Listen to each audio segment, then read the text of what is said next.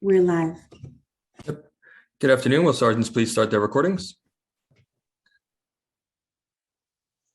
Recording to the PC is up. Thank you. Recording to the cloud, all set. Thank you. And Sergeant Bradley with your opening statement. All right, thank you. Good afternoon and welcome to today's New York City Council hearing on consumer affairs of business licensing. At this time, all panelists, please turn on your videos for verification purposes. To minimize disruption, can you please place electronic devices on vibrate and silent mode? Thank you. Chair Ayala, you may begin. Thank you. Good afternoon, everyone. My name is Diana Ayala, and I am the chair of the Committee on Consumer Affairs and Business Licensing. Today, we'll be voting on an introduction number 2130 by Councilmember Rosenthal in relation to providing notice regarding student loan forgiveness programs to certain employees and applicants for employment. Student loan debt in this country is out of control. Earlier this year, it totaled over 1.7 trillion, and it is the second highest type of consumer debt after housing. Student debt has continued to increase annually, even after the president put loan repayment on hold due to COVID-19. There are about 43 million student loan debtors across the country, which is about 13% of the adult population. In 2019, the average student loan debt for a bachelor's degree was $29,000, while graduate students had an average debt of $71,000. Graduating from school and being saddled with this amount of debt impedes the ability of our graduates to achieve financial stability. In New York City, student debt also does not affect all graduates equally. Joint research from the Department of Consumer and Worker Protection and the Federal Reserve of New York City found that borrowers in low-income communities experience the highest loan distress. According to their report, borrowers in my borough, the Bronx, and also in Brooklyn experience the highest rates of loan defaults. Some student loan borrowers will pursue loan forgiveness programs to offset their huge financial burden, but these programs can be complicated. For example, data has shown that for the Public Service Loan Forgiveness Program, where federal student loans can be forgiven after 120 payments, which is usually around 10 years of public service, 98% of the applicants had their forgiveness applications denied. Intro 2130 would help alleviate some of this confusion by requiring DCWP to develop a notice for employees and job applicants regarding the availability of federal and student loan forgiveness programs. City agencies would be required to provide this notice to their employees and job applicants, and it would also be available for private sector employees to use if they wish to. As chair of this committee, it has been my duty to protect the consumers of this city.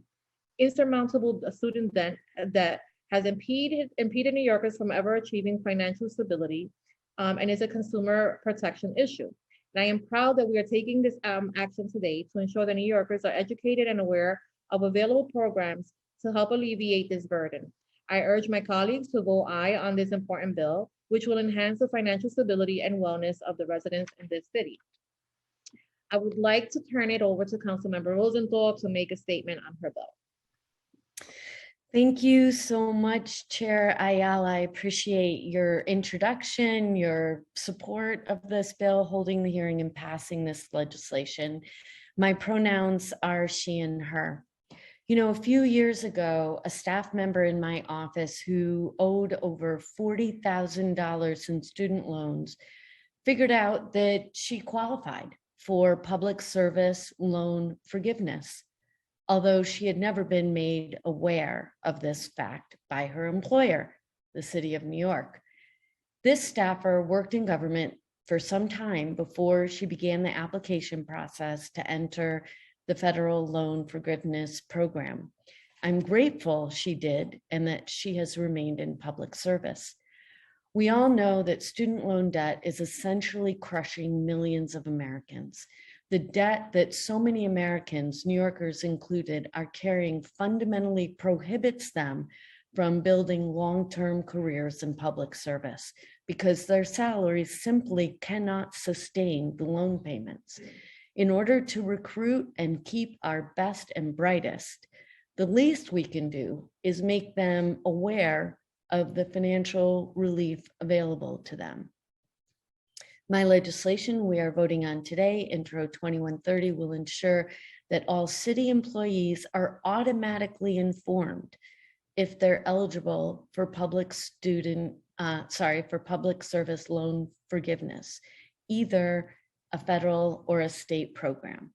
We're also requiring the Office of Labor Policy and Standards to conduct an outreach and education campaign within New York City's massive nonprofit sector, which employs over 600,000 New Yorkers.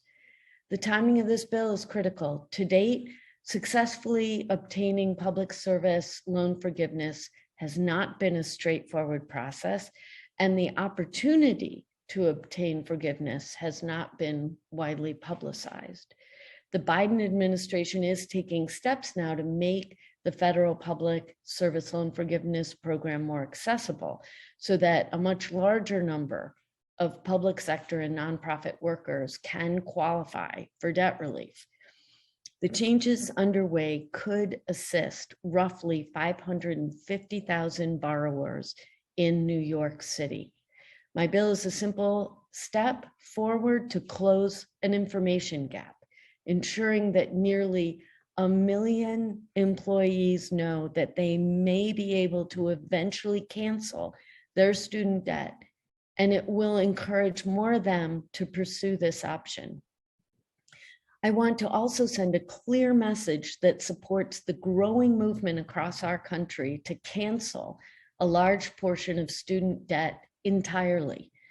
As a first step, I'm delighted that we're passing common sense legislation to help city and nonprofit workers remain in public service and have a brighter financial future.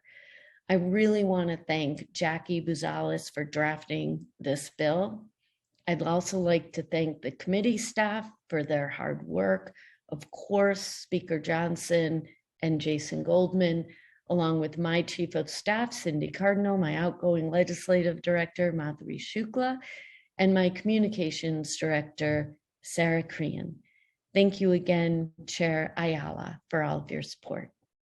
Thank you, Councilmember. I will now turn it over to the clerk for a vote. Good afternoon. Matthew DeStefano, Committee Clerk, Committee on Consumer Affairs and Business Licensing. Roll call vote on proposed intro 2130A. Chair Ayala. I vote aye. Chin. I vote aye. Kalos. I vote aye. Ku. Vote aye. Aye. Thank you. Menchaca. I vote aye. Brandon. Aye. Yeager. Aye. By a vote of 7 in the affirmative, 0 in the negative, and no abstentions, the item has been adopted. Thank you, guys. Congratulations, Helen.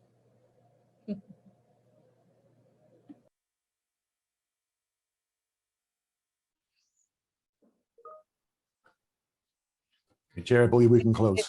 This hearing is now closed, sorry. Thank you.